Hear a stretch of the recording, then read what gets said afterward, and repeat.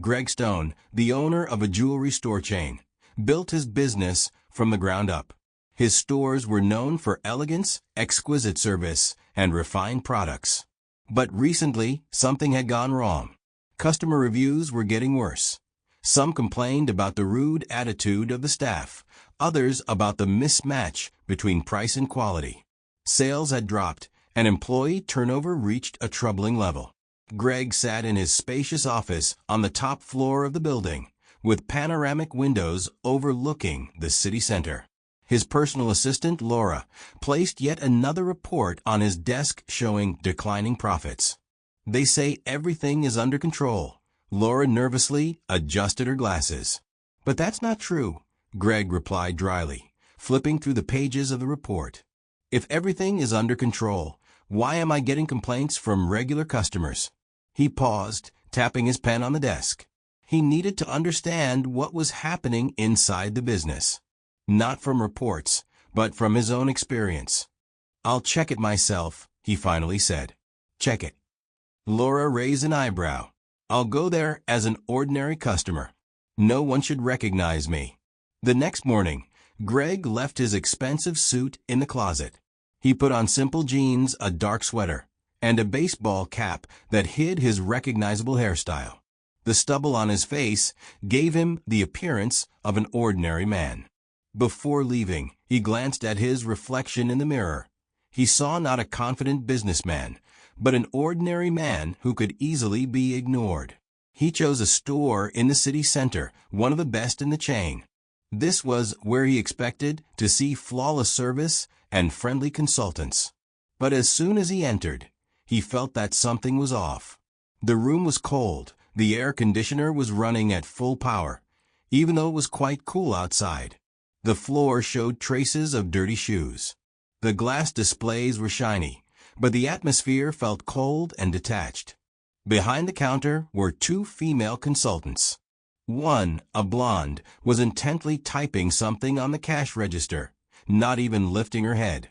The other, a brunette with a high ponytail, was yawning loudly while scrolling through her phone.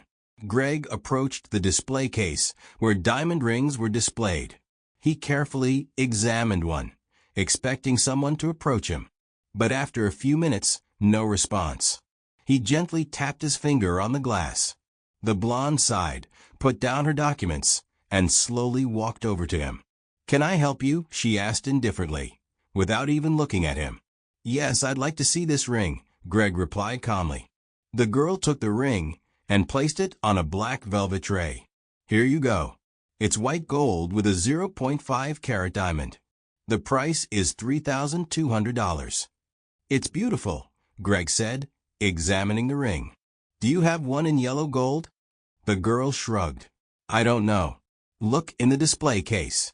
At that moment, the brunette behind the counter loudly scoffed. "Looks like we're not going to sell anything again today." Greg raised his gaze. His look became cold and sharp. "Do you say this often?" he asked quietly. The blonde consultant seemed embarrassed. "Sorry, we're just tired." "Of what?" Greg asked. "They're constantly cutting our shifts. And the new manager, he demands we work without breaks," she replied hesitantly, "and still says we're not trying hard enough." At that moment, a middle-aged man in a gray suit approached them. He had short-cropped hair and a predatory look. "What's the problem?" he asked sharply, sizing Greg up. "I'm just trying to make a purchase," Greg replied. "If you don't know what you want, don't waste the staff's time." The man cut him off. "And who are you?" Greg asked. "John Riley, the manager of this store. And you should." "Can I have a word with you for a minute?" Greg interrupted him. He pointed to the ring on the tray. "How long do you think a customer should wait to get a consultation on this product?" John shrugged. 1 or 2 minutes. "I waited almost 10 minutes. And I heard from your staff that nothing's selling here." John smiled crookedly. "Sorry, but I can't make customers buy anything." "But you can make your staff treat customers with respect," Greg said calmly. "And who are you to tell me that?" Greg looked him straight in the eye. "Greg Stone, the owner of this chain." John turned pale. The blonde consultant's eyes widened. The brunette froze, gripping her phone tightly. We didn't know. John mumbled. That's no excuse, Greg replied coldly. I'll be back here tomorrow. If I see this kind of attitude again, we'll talk differently. He carefully placed the ring back on the tray and turned toward the exit. One more thing, he added at the door. Respect your customers. And your staff too. Greg left the store, breathing in the fresh air. He already knew he would return. And this time, he wouldn't let things stay the same. Greg walked past the gleaming display cases with diamond necklaces and gold bracelets, heading towards the counter. His gaze briefly shifted to the saleswoman behind the counter, a young woman with chestnut hair tied up in a ponytail. Her name tag read, Emma. She looked tense, fine lines had appeared on her forehead, and her fingers nervously drummed on the countertop.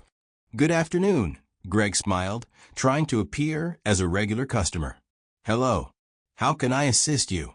Emma smiled briefly, but there was fatigue in her voice.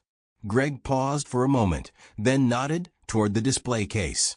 I'm looking for a gift. Something for a special person. Emma stepped out from behind the counter, gesturing for him to come closer to the display case. We have a wonderful collection of sapphire bracelets. Or perhaps you'd like something with diamonds. Greg noticed how her eyes briefly lingered on the door leading to the back room, as if she was waiting for someone. Her expression tightened when the door opened, and a man in a gray suit stepped into the showroom. It was Thomas, the store manager. Tall, thin, with cold eyes. His lips stretched into a tight smile that didn't reach his eyes. What are you doing here, Emma? Thomas's voice was sharp, almost commanding. I'm helping a customer, she replied quietly. Thomas shifted his gaze to Greg, sizing him up and lingering on his simple clothes. If this customer really wants to buy something, he can speak with someone more experienced, Thomas said with slight disdain. Greg felt anger bubbling inside him, but kept his composure. I think Emma is doing just fine, he replied calmly. Thomas scoffed. I'm in charge of the store, and I decide who serves the customers. Greg looked at him coldly. If that's the case, you're doing a poor job. Thomas clenched his jaw. Excuse me.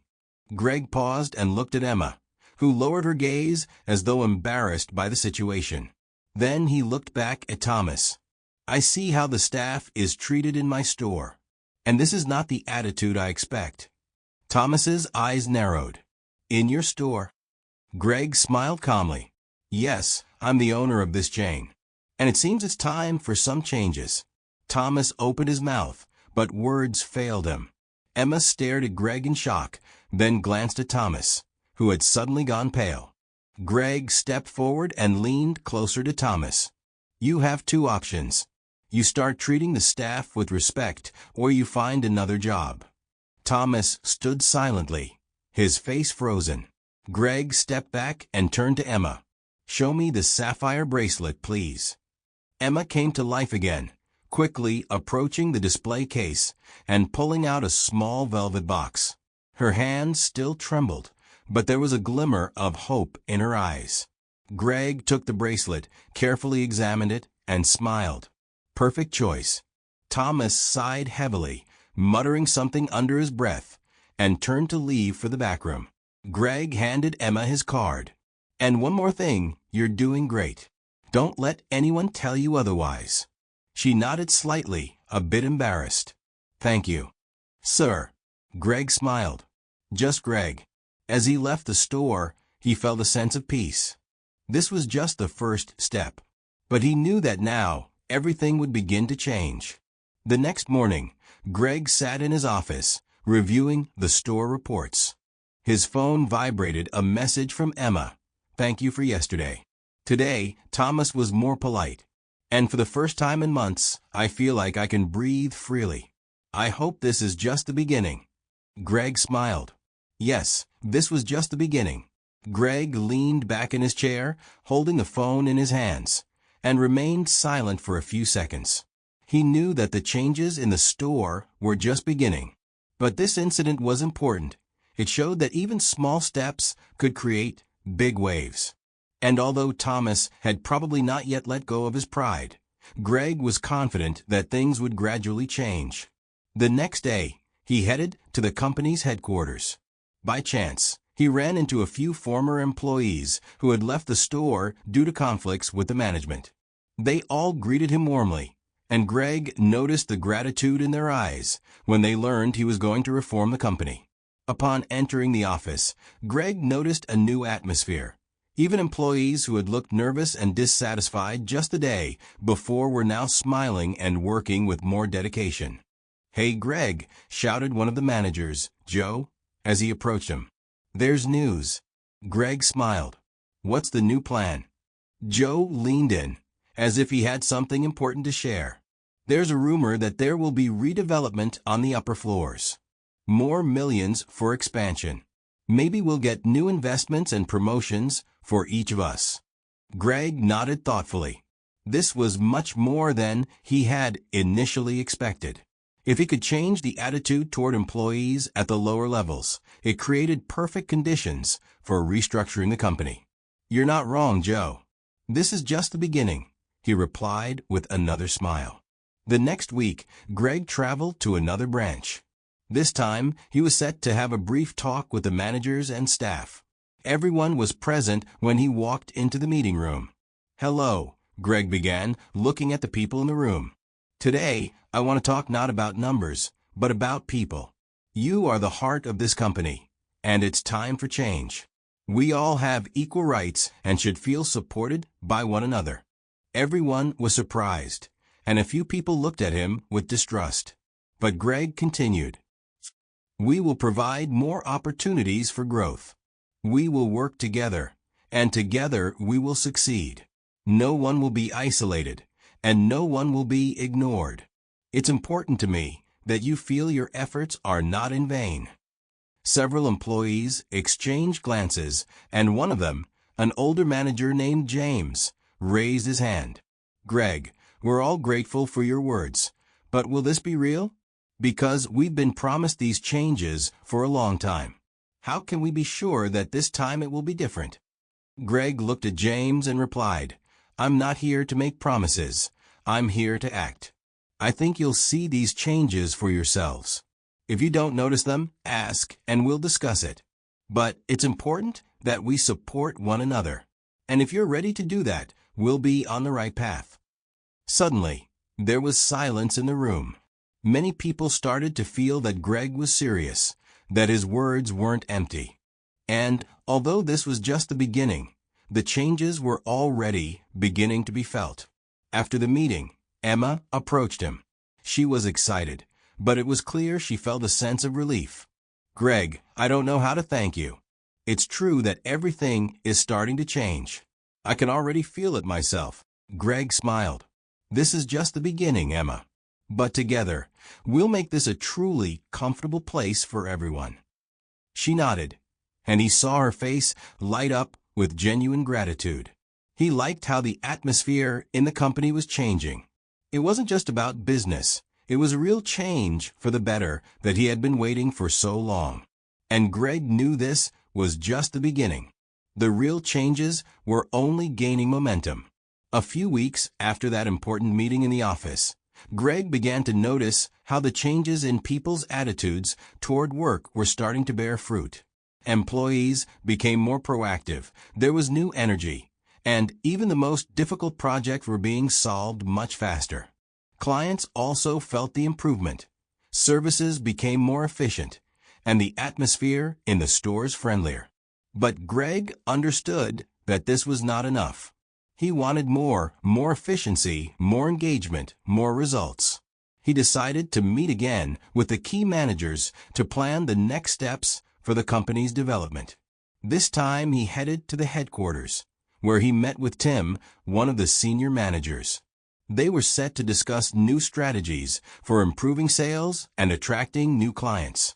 "Greg, I can see that the atmosphere here has changed, but we need to be ready for more significant changes. We can't just sit still," Tim said, leaning over the table. "We need something radical, something that will make us stand out among our competitors." Greg listened carefully, pondering each word. He knew that only bold decisions could take the company to the next level. I agree. But for this, we need to focus on what will help us the most. Our strength is our people. And we need to create a culture that will attract talent from across the industry. For this, we need to change the way we work with both clients and employees. Tim nodded and left the office, leaving Greg alone with his thoughts. He decided that the most important thing to start with was open communication and transparency. Ideas had to be implemented not just on paper, but also in practice. Greg walked into the nearest apartment where the salespeople and managers worked. He surprised them when he unexpectedly suggested holding a meeting. He sat on the table and began to speak. We need to work not as separate parts, but as one whole. I want each of you to feel your importance in our team. So let's create a plan together that will bring the maximum result for everyone. I'm not just talking about money. I'm talking about comfort, about satisfaction from work. We need to strive for the best. A few people in the room looked at each other. It was an unexpected proposal. They weren't used to this approach, but they felt that it was something new, something different, and it sparked their curiosity. One of the managers, Catherine, raised her hand. Greg, this sounds great, but how exactly can we implement this in our everyday work? How do we convince people to actively participate in changing the company? Greg thought for a moment, realizing that this was a serious challenge. He remembered one of his previous projects where he had created an effective team by encouraging people not just to do their work, but to invest a part of themselves in every step. He decided to apply this experience. We will create platforms for feedback. Everyone will have the opportunity to share their ideas and suggestions. It may seem simple, but this is exactly what will give us the strength to be stronger and more united. We need to be open to new ideas and changes, even if they are difficult or unpopular. Work began to produce tangible results, but Greg understood that there was no room for complacency. Openness to change became the company's core value, and he knew that over time, this strategy would bring even greater success. But the main thing remained: never lose humanity, even amidst major corporate transformations. There was still much work ahead, but he was ready to go further. And perhaps the biggest challenge was not to create new strategies, but to make people believe in their strength, in their role in the company's success. Only then could true progress be achieved. Time passed, and Greg began to see how his ideas were gradually gaining momentum. Employees became more motivated. The exchange of ideas between departments became more active, and clients noticed improvements in the quality of service. However, Greg felt that something important was still missing. He understood that the most crucial thing was to maintain a balance between change and humanity within the company. One morning, after several weeks of intense work, Greg received an email from one of his senior managers, Tim. The email contained several comments regarding the new approach to corporate culture. Tim expressed concerns that openness and feedback could lead to increased chaos within the team, and that some employees were beginning to doubt the correctness of the direction they were moving in. Greg didn't disagree. He knew that this was a normal process. Any change always brings doubts, but it is these doubts that allow us to understand whether we are truly moving in the right direction. At the same time, he understood that doubts couldn't be allowed to take control. To clear up any misunderstandings, Greg decided to organize a meeting with all employees, where everyone could voice their thoughts, concerns, and suggestions. "Let's talk," he said at the start of the meeting. "We are on the path to great change, and each of you has the right to express your opinion. If there are any issues or questions, I want to hear them today." The employees began to actively participate in the conversation. Some complained about the new performance requirements. Others lamented the lack of clear instructions. But what impressed Greg the most was that many started expressing their desire to continue working together, even if the path seemed difficult. This was important to him. People truly began to feel like part of a bigger idea. We all want the same thing, success. And we will achieve it, Greg said as the meeting ended. But I understand that we have to work together, not just as colleagues, but as a team. So I promise you this, we will go through these challenges together. A few months later, the company continued to grow rapidly. Sales were steadily increasing, and customer satisfaction reached a new record.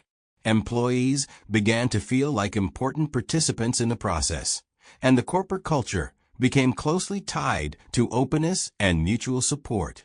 Greg stood in his office, watching the teams working in unison. He realized that the key to success wasn't just in strategic plans and achievements, but in the people and their drive toward a common goal. Every step was important, and every employee made their contribution to this success. At the end of the day, Greg reviewed his notes once again. He was satisfied with having created an atmosphere where everyone could grow, and together they could achieve more than alone. And though the work was far from finished, he felt that the company had found its way.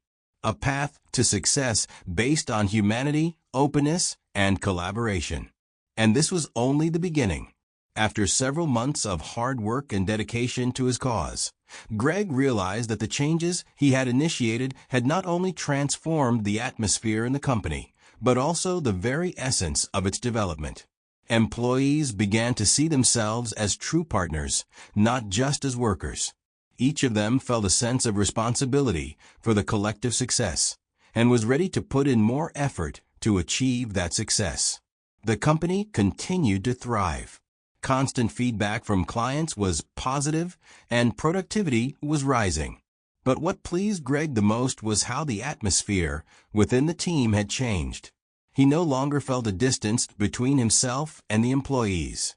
Everyone from managers to janitors felt a sense of belonging to something bigger. This was what he had always wanted, for the company to be not just a workplace, but a true team. One evening, after the entire team had gone home, Greg stayed in the office for a few minutes. He looked at the reports, the achievements, the results of the work.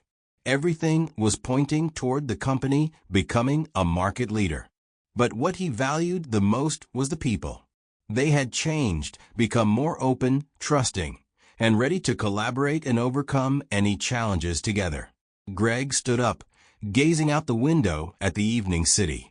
He realized that the true strength of the company didn't lie in its products or services, but in the people he worked with.